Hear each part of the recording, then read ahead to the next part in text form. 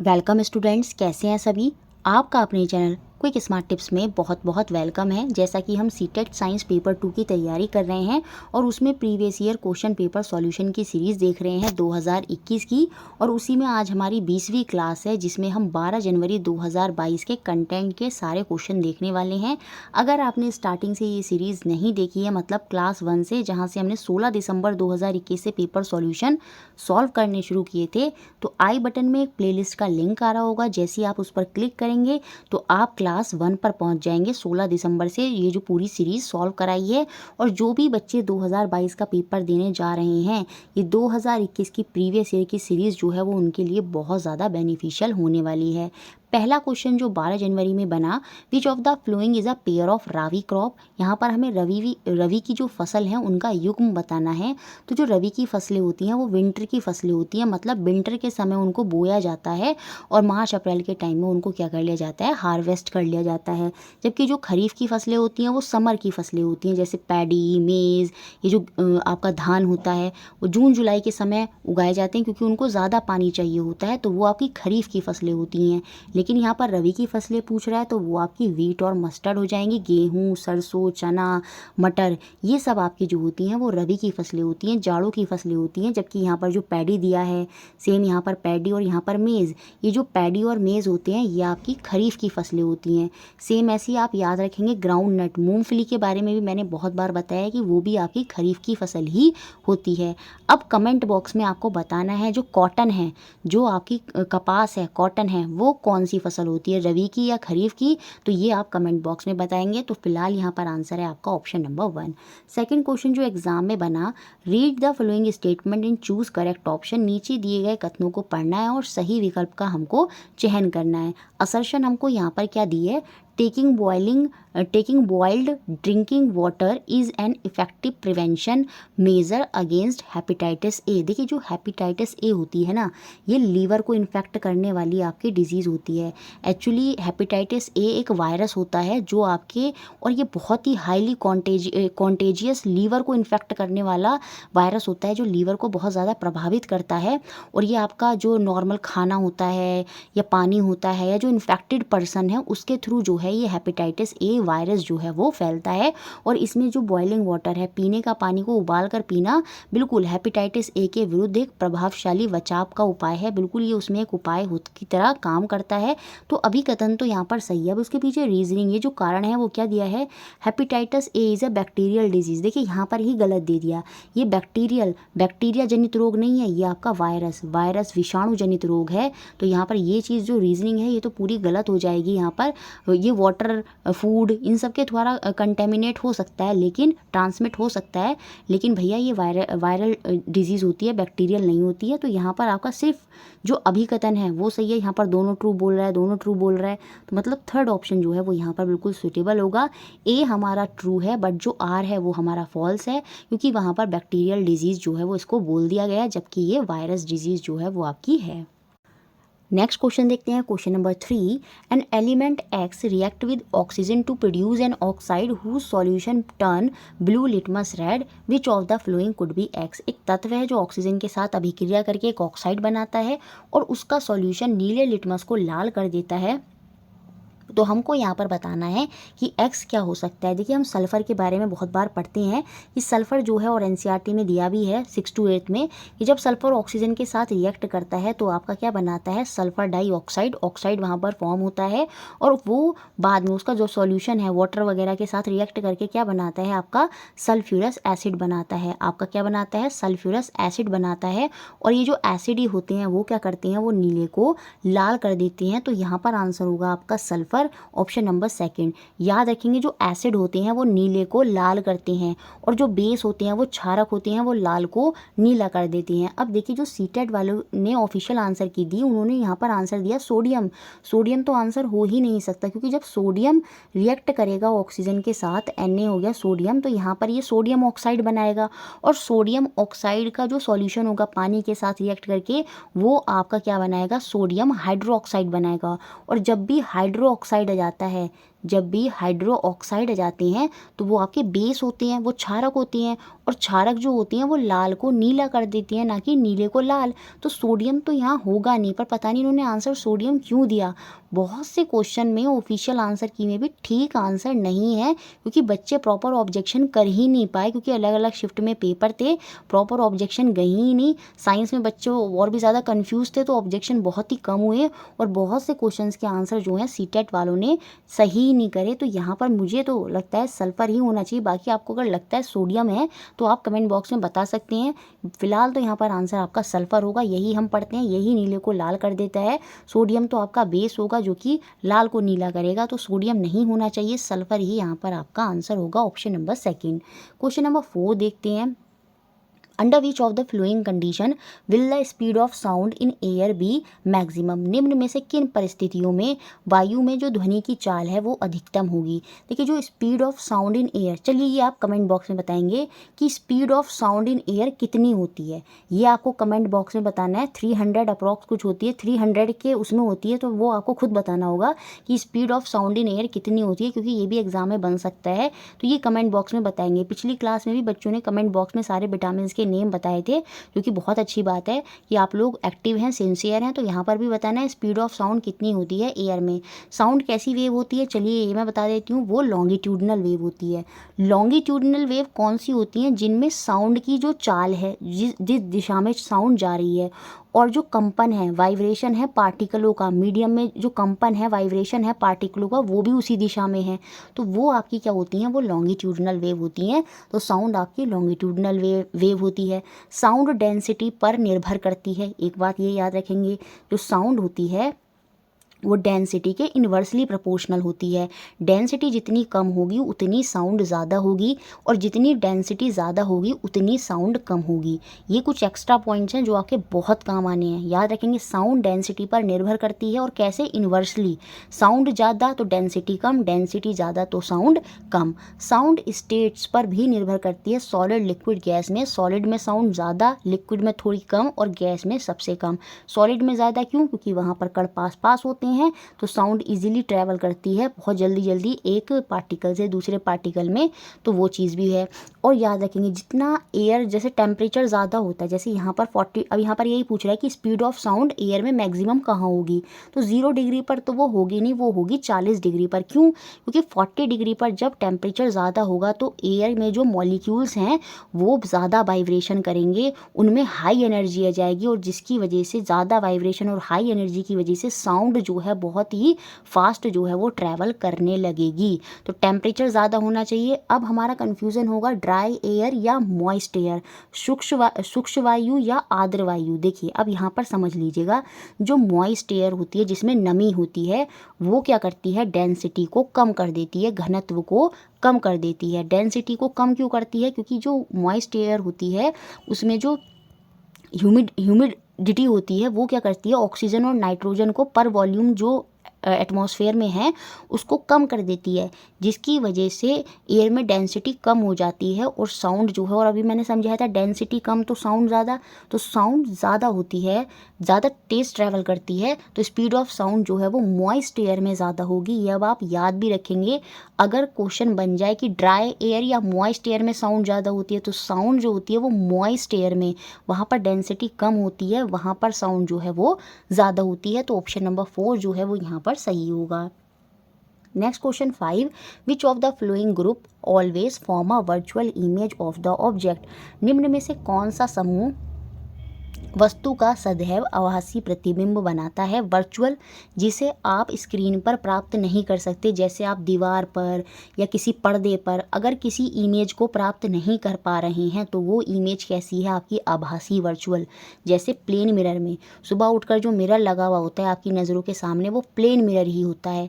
Plane mirror में image हमेशा erect, सीधी बनती है, ऐसा थोड़ी होता है आप टेढ़े मेढ़े दिखते हैं, ठीक है, तो वो इरेक्ट होती है। और इमेज वहाँ पर हमेशा वर्चुअल होती है, मतलब आभासी होती है। ऐसा थोड़ी होता है कि आप शीशे में देख रहे हो और आपकी इमेज जो है किसी दीवार पर बन रही है, नहीं, वो शीशे के पीछे बन रही है, किसी दीवार या किसी पेपर पर आप उसे प्राप्त नहीं कर सकते। इट मीन्स वो कैसी है, वो वर्चुअल है, वो आभासी है। तो हमें यही बताना है किन किन में आभासी होंगी, वर्चुअल होंगी। प्लेन मिरर में तो वर्चुअल होती है। अब आपको पता होगा जब हम लेंस और मिरर की बात करते हैं तो मिरर में आपका जो कॉन्वेक्स मिरर होता है, उत्तल दर्पण होता है, उसमें जो प्रतिबिंब बनता है वो हमेशा ही आभासी होता है और कॉन्वेक्स की तरह उल्टा काम करता है कौन, कॉनकेव लेंस। ये बात भी याद रखेंगे, जो काम कॉन्वेक्स मिरर कर रहा है सेम वैसा ही काम करेगा कॉनकेव लेंस। उल्टा कॉन्वेक्स जैसा काम कौन करता है, कॉनकेव लेंस। वहाँ पर भी इमेज हमेशा कैसी बनती है, वर्चुअल बनती है। तो ऑप्शन सेकंड यहाँ पर बिल्कुल आपका सही हो जाना है। Next question 6, in which of the following is true of a book lying at rest on table. Previous year से उठाया गया है, कौन से प्रीवियस ईयर, 2011 से 2019 के। अगर वो अभी तक नहीं देखे हैं, एक ही वीडियो में कराए हैं 2011 से 2019 के सारे प्रीवियस ईयर साइंस के। आई बटन में एक वीडियो का लिंक आ रहा होगा, जैसे उस पर क्लिक करेंगे आप पहुंच जाएंगे। तो ये प्रीवियस ईयर से उठाया गया है और प्रीवियस ईयर में एक बार नहीं कम से कम 2-3 बार ये क्वेश्चन बना है। स्टैटिक फ्रिक्शन, तो किस केस में जो ये जो बुक होती है वो क्यों टेबल पर ऐसे ही पड़ी रहती है, नीचे क्यों नहीं गिरती, क्योंकि वहाँ पर pair of balance force acting कर रही है। देखिए ऊपर से फोर्स लग रही है बुक की और नीचे से ये टेबल फोर्स लगा रही है और ग्रेविटेशनल फोर्स भी लग रही है ऊपर से, फिर यहाँ पे एक स्टैटिक फोर्स भी है। तो ये सारी फोर्सें क्या हैं, ये बैलेंस कर रही हैं। देखिए आप जैसे जब सीसॉ में बैठते हैं तो बीच में अगर आप बैलेंस कब हो सकते हैं, जब इधर भी भार बराबर हो इधर भी बराबर हो, तब आप बैलेंस पोजीशन में आ जाते हैं। तो यहाँ पर सेम ऐसे ही हो रहा है, बुक ना तो ऊपर उठ रही है ना नीचे गिर रही है, बुक टेबल पर पड़ी हुई है। It means pair of balance force जो है वो उस पर काम कर रहे हैं, उस पर संतुलित बलों का एक युग्म जो है वो लग रहा है। तो ऑप्शन 4 जो है वो यहाँ पर बिल्कुल सही हो जाना है आपका। Next question, which of the following is the purest form of carbon. कौन सा कार्बन का सर्वाधिक शुद्ध रूप है। तो सबसे प्योरेस्ट फॉर्म होती है आपकी डायमंड। क्या होती है, डायमंड। डायमंड के बाद आ जाता है आपका ग्रेफाइट। तो यहाँ पर डायमंड और ग्रेफाइट तो ऑप्शन में दिए नहीं है। वैसे तो चारकोल भी होता है, लेकिन जो कोक है वो कोक ज़्यादा प्योरेस्ट फॉर्म में आएगा एज़ कम्पेयर टू चारकोल। तो यहाँ पर आंसर आपका होगा कोक, जो कि आपकी प्योरेस्ट फॉर्म है कार्बन की। बाकी डायमंड सबसे बड़ी प्योरेस्ट फॉर्म होती है, फिर ग्रेफाइट आती है, तो कोक भी उसके बाद आती है और चारकोल भी होती है, लेकिन वो थोड़ा नीचे होती है। तो ऑप्शन नंबर 1 जो है वो यहाँ पर अभी फिलहाल यह है बिल्कुल सही है। Next question 8, which of the following is a group of single celled organism. निम्नलिखित में से कौन सा एक कोश के जीवों का समूह है, ये हमको बताना है। अमीबा, पैरामीशियम, दोनों के दोनों सिंगल सेल होते हैं। बैक्टीरिया सिंगल सेल होता है। ईस्ट जो कि एक फंगाई की कैटेगरी में आता है, सिंगल सेल होता है। फंगाई जो होते हैं वो मल्टी सेलुलर होते हैं बेसिकली, लेकिन जो ईस्ट है वो उसमें एक्सेप्शन है, वो आपका सिंगल सेल होता है। ठीक है। हाइड्रा आपका याद रखेंगे मल्टी सेलुलर होता है। ये क्या करता है, ये बडिंग करता है। क्या करता है, इसमें रिप्रोडक्शन कैसे होता है, बाय बडिंग होता है। और आपका जो ये देखिए, तो यहाँ पर हाइड्रा बाहर हो जाएगा, क्योंकि हाइड्रा क्या है, मल्टी सेलुलर है। ईस्ट जो है वो फंगाई में आता है और ये एक्सेप्शन है, ये सिंगल सेल होता है, तो ये ऑप्शन तो बाहर। अब यहाँ पर जो लिखा है सी एनीमोन, ये जो सी एनीमोन होते हैं, समुद्री एनीमोन होते हैं, ये आपके सिंगुलर और मल्टी सेलुलर दोनों हो सकते हैं। तो मल्टी सेलुलर हो सकते हैं, तो ये ऑप्शन भी बाहर, ये ऑप्शन भी बाहर। इट मीन्स आंसर है आपका option number 3, east, amoeba, bacteria. Bacteria जो होती हैं वो भी सिंगल सेल होते हैं। पैरामीशियम, बैक्टीरिया, अमीबा, ईस्ट, ये सारे के सारे आपके सिंगल सेल ही हैं। तो ऑप्शन नंबर 3 जो है वो यहाँ पर बिल्कुल सही हो जाना है। नेक्स्ट क्वेश्चन देखते हैं, क्वेश्चन नंबर 9 जो आपका एग्जाम में बना। एक फैमिली है, ट्रैवल करती है दिल्ली से जयपुर बाय कार, और ये क्वेश्चन आपका एवरेज स्पीड से बना है, औसत चाल से। और अब तो एवरेज स्पीड आपको बिल्कुल अच्छे से क्लियर हो गया होगा जो स्टार्टिंग से ही क्लासेस देख रहे हैं। एवरेज स्पीड क्या होती है, total distance upon total time, कुल दूरी बटे कुल समय ही आपकी औसत चाल होती है। एक फैमिली ट्रैवल कर रही है दिल्ली से जयपुर। ऑडोमीटर क्या करता है, कार की दूरी बताता है। अगर क्वेश्चन बन जाए ऑडोमीटर क्या करता है कार में, वो दूरी बताता है। जब उन्होंने ट्रिप स्टार्ट करी होगी तो उस समय ऑडोमीटर में रीडिंग इतनी थी, और जब ट्रिप उन्होंने ख़त्म कर ली तो ऑडोमीटर में रीडिंग जो है वो इतनी थी। तो यहाँ से हम टोटल डिस्टेंस निकाल सकते हैं। कैसे निकालेंगे, बाद में जो डिस्टेंस है ऑडोमीटर में वो इतना है, स्टार्टिंग में कितना है 4157, इनको अगर हम सब्ट्रैक्ट कर दें, माइनस कर दें, तो हमारा टोटल डिस्टेंस आ जाएगा जो उन्होंने दिल्ली से जयपुर में कवर किया। 16 में से 7 माइनस करेंगे 9 हो जाएगा, 12 में से 5 माइनस करेंगे 7 हो जाएगा, 3 में से 1 माइनस करेंगे 2 हो जाएगा। तो ये आपका डिस्टेंस निकल कर आ गया 279 किलोमीटर। तो उन्होंने कितना डिस्टेंस कवर किया, 279 किलोमीटर डिस्टेंस जो है वो कवर किया। अब टोटल टाइम हमको दिया है क्वेश्चन में 5 घंटे 10 मिनट, तो 5 घंटे 10 मिनट, 10 मिनट को भी हम घंटे में बनाएंगे तो ये 0 से 0 कट, यहाँ पर हम एलसीएम ले लेंगे तो नीचे 6 आ जाएगा, 6 5 जा 30 और यहाँ पर 1 हो जाएगा, तो ये कितना बन के आ जाएगा आपका यहाँ पर 31/6। 5 घंटे 10 मिनट को अगर हम घंटे में कन्वर्ट कर लें 31/6 घंटे आपके बन जाएंगे। तो अब हम इसको रख देंगे। टोटल डिस्टेंस कितना था आपका 279 और टोटल टाइम कितना है 31/6, तो 31 तो यहाँ ही रहेंगे और जब इसको पलटेंगे तो 6 जो है वो ऊपर आ जाएगा। इसकी टेबल में ही कितनी बार जाएगा, 9 बार जाएगा और 9 6 कितना होता है आपका 54 होता है। इट मीन्स आंसर क्या हो गया, option number 3 54 kilometre per hour. Next question देखते हैं, question number 10। Which of the following phenomena can be attribute to rotation of earth. निम्नलिखित में से किन परिघटनाओं का कारण पृथ्वी के अपने अक्ष पर घूर्णन को कहा जाता है। रोटेशन क्या होता है, जैसे आप खड़े हैं और मैं आपसे कहूँ अबाउट टर्न, तो आप अपने ही पोजीशन पर घूम रहे हैं, मतलब अपने ही शरीर के किसी बिंदु पर घूम रहे हैं। तो जब अपने ही बॉडी के किसी बिंदु पर घूमते हैं तो वो रोटेशन होता है। लेकिन जब हम किसी वस्तु के इधर उधर घूमते हैं, जैसे अगर हम किसी जैसे अर्थ जो है सन का चक्कर लगा रही तो उस सन के आसपास घूम रही है तो वो रिवॉल्यूशन है। लेकिन जब पृथ्वी खुद से अपने ही अक्ष पर घूम रही है, अपने ही किसी बिंदु पर घूम रही है तो वो रोटेशन है। तो रोटेशन की वजह से क्या क्या होता है, ठीक है, ये हमको बताना है। अब देखिए ग्रहण जो होते हैं वो रोटेशन की वजह से नहीं होते, ग्रहण का लगना तो बिल्कुल नहीं होगा, तो डी ऑप्शन बाहर होगा, तो ये दोनों ऑप्शन क्यों है बाहर होगा, ठीक है। ऋतुओं का बनना, जो सीजन होते हैं वो रोटेशन से नहीं, रिवॉल्यूशन या जो अर्थ का टिल्ट है, जो अर्थ टिल्ट है और जो रिवॉल्यूशन है उसकी वजह से सीज़न होते हैं। क्योंकि रिवॉल्यूशन में बहुत टाइम लगता है 365 दिन, तभी बीच बीच में सीजन्स आते हैं, वो टिल्ट और रिवॉल्यूशन की वजह से होते हैं। तो सी भी बाहर हो गया, सी बाहर हो गया तो ये भी बाहर, मतलब आंसर जो है वो ऑप्शन नंबर 1 होगा, ए और बी। क्या है, पवन की दिशा का सटीक उत्तर दक्षिण दिशा से विचलन। जो विचलन होता है वो रोटेशन की वजह से होता है। Deviation of wind direction from exact north south direction और formation of day and night, दिन और रात का बनना। ये तो आप समझ जाते हैं, दिन और रात जो है वो रोटेशन से ही बनते हैं। तो ऑप्शन नंबर 1 जो है वो यहाँ पर बिल्कुल सही है। नेक्स्ट क्वेश्चन देखते हैं, क्वेश्चन नंबर 11 जो आपका एग्जाम में बना। एक फ्लावर है जिसका कलर क्या होता है, रेड। सनलाइट में आप देखती हैं, आपको सनलाइट में फ्लावर जो है वो रेड कलर का, अगर रोज़ है तो वो रेड ही दिखता है। Which colour would it appear in green light, तो हरे प्रकाश में यही गुलाब जो है किस रंग का दिखेगा, ये हमको बताना है। अब देखिए जो सनलाइट होती है उसमें सारे कलर होते हैं आपके विव ग्योर होता है ना, तो इसमें सारे कलर आ जाते हैं, ये सातों के सातों कलर होते हैं इसमें। जिसमें आपको एक्स्ट्रा पॉइंट में जो बात याद रखनी है वो ये याद रखनी है, जो वायलेट कलर होता है इसकी फ्रिक्वेंसी सबसे ज़्यादा होती है और वेवलेंथ कम होती है। मतलब फ्रिक्वेंसी जो है जब हम आगे को बढ़ेंगे कलर में तो वो घटती जाती है और वेवलेंथ जो है वो बढ़ती जाती है। इट मीन्स रेड कलर की वेवलेंथ सबसे ज़्यादा है और फ्रिक्वेंसी सबसे कम है। लेकिन विवग्योर में अगर मैं वायलेट कलर की बात करूं तो इसकी फ्रिक्वेंसी ज़्यादा है लेकिन वेवलेंथ कम है। क्यों? क्योंकि वेवलेंथ बढ़ती जाती है और फ्रिक्वेंसी आगे की तरफ को घटती जाती है। तो ये एक्स्ट्रा पॉइंट्स हैं जो आपको याद रखने हैं। अब बेसिकली यहाँ पर हुआ क्या, ये जो फ्लावर है रेड कलर का है और सनलाइट में आपके सारे के सारे कलर हैं, तो ये रेड कलर को छोड़कर, क्योंकि फ्लावर का तो कलर ही रेड है, तो ये रेड कलर को छोड़कर बाकी सारे कलर जो है वो एब्जॉर्व कर लेगा और रेड कलर को रिफ्लेक्ट कर देगा, जिसकी वजह से हमें जो है वो फ्लावर है रेड कलर का ही दिखाई देता है। अब जैसे येलो है तो सेम ऐसे येलो के साथ भी होगा, सारे कलर एब्जॉर्व कर लेगा एक्सेप्ट येलो, तो अगर कोई येलो फ्लावर है तो वो येलो ही दिखाई देगा।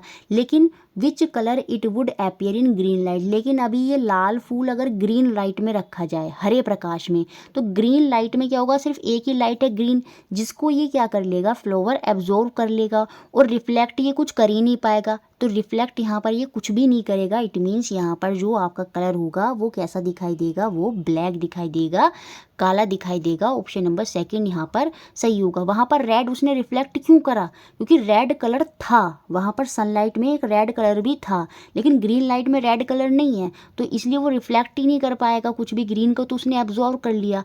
तो यही वजह से वो हमको फ्लावर जो है वो ब्लैक कलर का दिखाई देगा। ऑप्शन 2 यहाँ पर सही होगा। 12th क्वेश्चन है, what would happen respectively to the boiling and freezing point of water if salt is added to it. यदि पानी में नमक मिला दिया जाए तो पानी क्वथनांक और उसके जो हिम बिंदु है उस पर क्या असर पड़ेगा। देखिए सॉल्ट ऐड करने से बॉइलिंग पॉइंट जो है वो बढ़ता है, ये अब आप याद रख लेंगे। अगर आप सॉल्ट ऐड करेंगे तो बॉइलिंग पॉइंट बढ़ेगा, मतलब जो पानी अभी 100 डिग्री पर बॉयल होता है हमारा, वो ज़्यादा डिग्री पर बॉयल होगा अगर आप उसमें सॉल्ट ऐड करेंगे।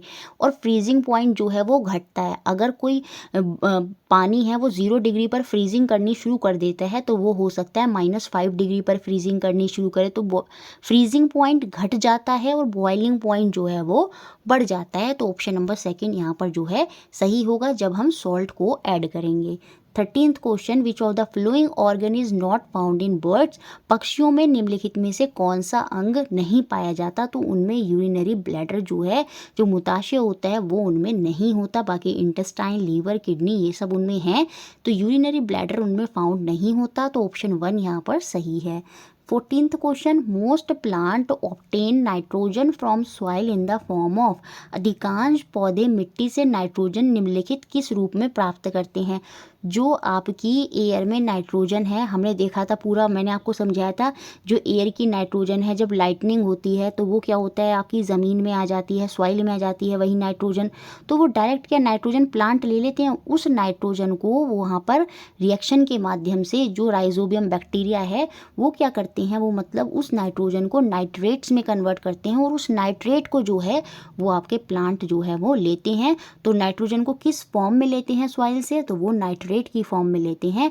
ऑप्शन 4 यहाँ पर बिल्कुल सही हो जाना है आपका। नेक्स्ट क्वेश्चन 15, आप एक कमरे में, ये क्वेश्चन बहुत इजी है लेकिन देखिए किस तरह से लंबा करके पूछा गया। आप एक कमरे में जिसकी भौगोलिक दिशाएं आपको ज्ञात नहीं, आपको नहीं पता कहाँ नॉर्थ है, कहाँ ईस्ट है, कहाँ वेस्ट है, कहाँ साउथ है, ठीक है। You are in a room whose geographical direction are not known to you. आपको 10 छड़ चुंबकें दिए गए हैं। You are provided with 10 bar magnet. एक चुंबक के एक ध्रुव को आपके लिए चिन्हित कर दिया गया, मतलब 1 pole of the 1 magnet has been labelled to you. मतलब उन 10 में से एक मैग्नेट का आपको एक पोल बता दिया गया है, जैसे कि ये नॉर्थ पोल है तो अब आपको उसका दूसरा पोल भी ऑटोमेटिक पता चल गया कि वो साउथ होगा, क्योंकि एक नॉर्थ होता है तो दूसरा साउथ होता है। तो एक चुंबक का आपको एक पोल बता दिया गया है तो ऑटोमेटिक आपको दूसरा पोल भी उसका पता चल गया।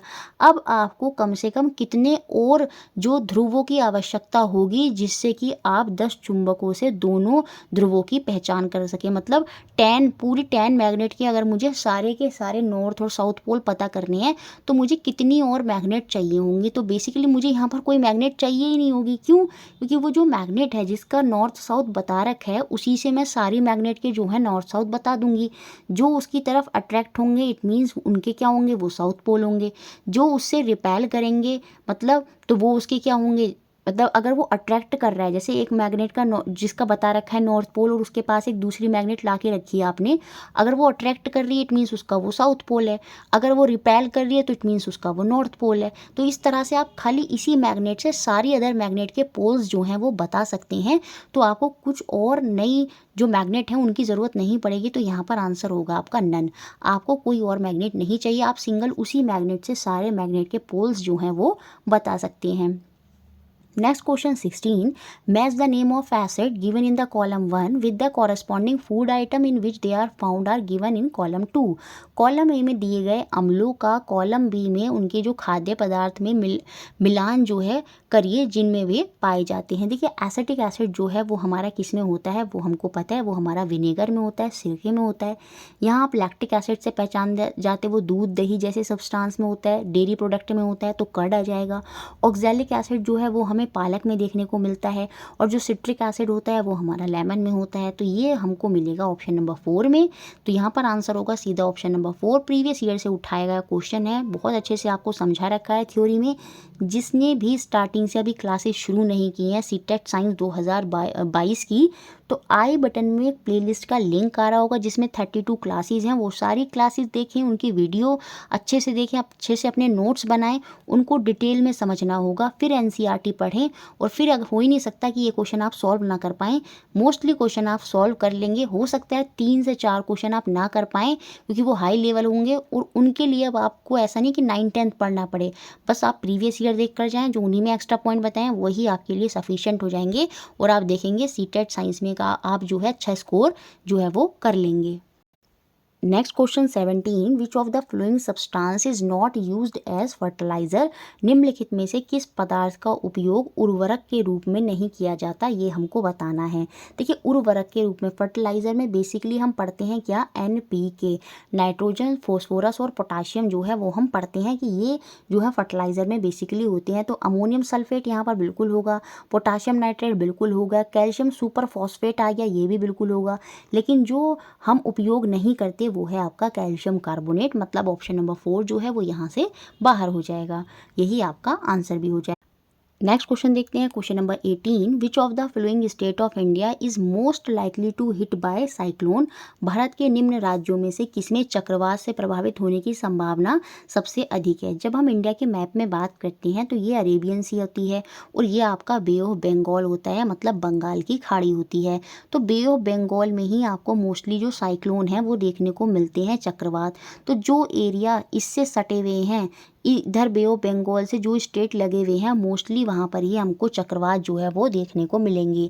निम्न दाब होता है और आपकी हवाएं तेज़ होती हैं तब हमको चक्रवात देखने को मिलता है लो प्रेशर में, ठीक है। तो यहाँ पर देखिए हरियाणा ये तो बीच में इधर आ गया, ये बाहर हो जाएगा, उत्तराखंड बाहर हो जाएगा, ये ऊपर आ गया, ठीक है। मध्य प्रदेश भी आपका सेंटर में आ गया। तो बेसिकली जो आंध्र प्रदेश है आप देखेंगे वो इधर की तरफ ही है, तो यहाँ पर साइक्लोन आने के चांसेस बहुत ज़्यादा हैं। तो ये आप ये सारे एरियाज अगर कोई स्टेट इधर वाले एरिया का दे दिया जाए तो वहीं पर साइक्लोन आने के चांसेस ज़्यादा होंगे।